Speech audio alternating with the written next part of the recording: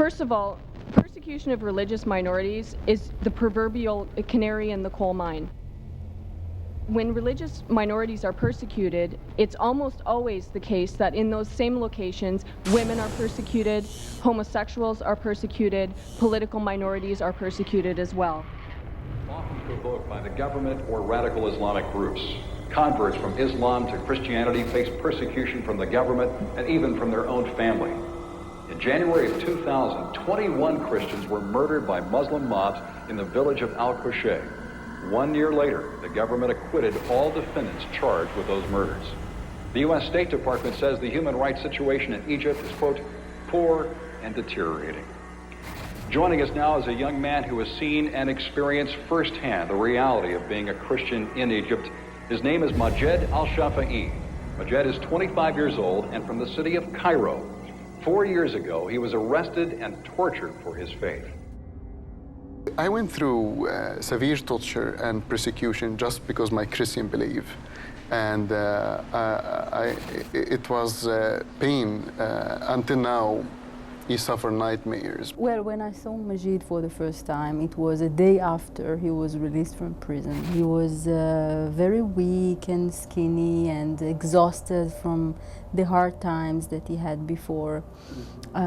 It took him a while, but within a few months' time, he was able to come back to life.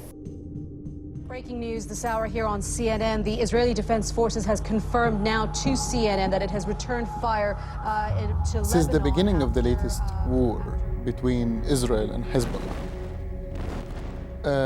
the media in the West, most of the media in the West, they are against Israel, they are attacking Israel. They show only one side, which is the Lebanese side. We are here in Kiryat Shmoni. This is a house. A family, civilian family, was living here, and the Katyusha fall on the house. And this is pieces and part of the Katyusha. And as you can see, it's a civilian. His house belonged to a family. It's not a military base. It's not anything about army. But here it is, Hezbollah attacked this house, attacked this place.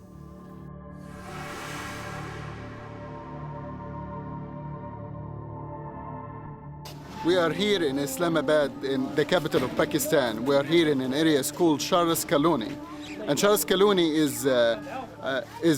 is an area that most of them Christian families, and there are around 100 Christian families here. They are living in a very poor condition. They have no food. They have no clean water. There is no education for the kids. There is no health care. And all of this, and just because they're Christians, all of this, they don't receive any help from the government. They don't know even how they can survive tomorrow, but they're still surviving by the grace of God. I was targeted by the extremists on many occasions. They shot on my car, they tried to kill me, they tried to kidnap me.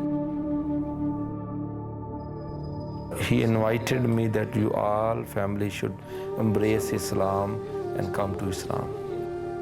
When we totally refused and we will not come under their pressure, then they abused my daughter.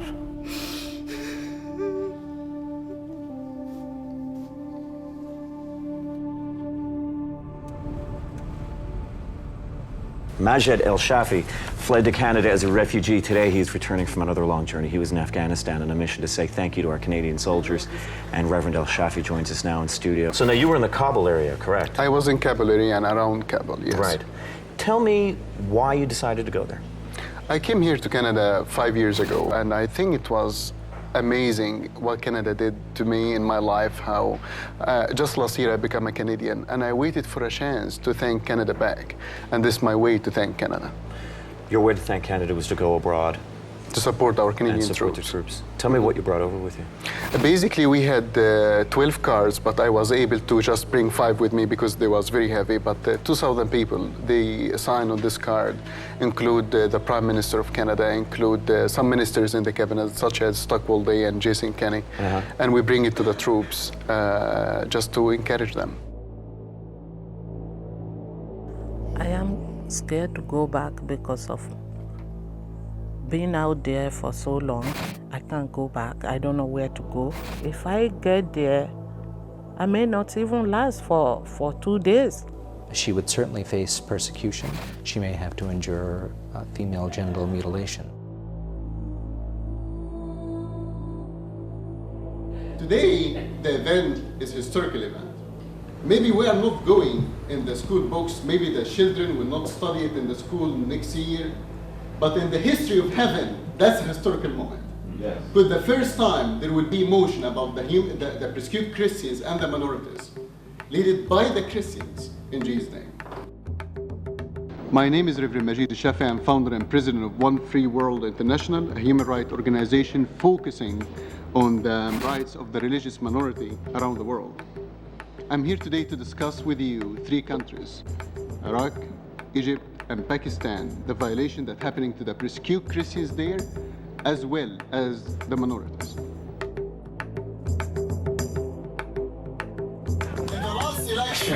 the last election, it was my first time to vote. It was my first time that my dream to be in a free country and my vote counts. But this coalition want to take this dream and change it to nightmare.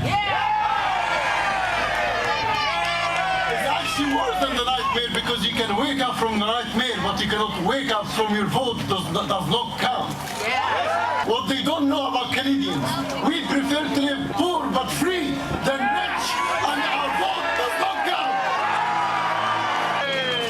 My last message to the leaders of these coalitions: you can try to take the House, you can try to take the government, but you will never take the free will of the people. God bless Canada, always and forever.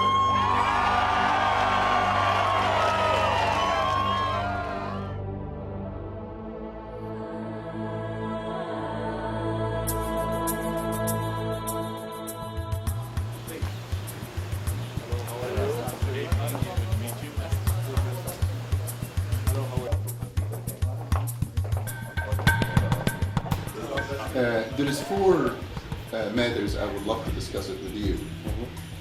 Number 1 matter is, this is the blasphemy.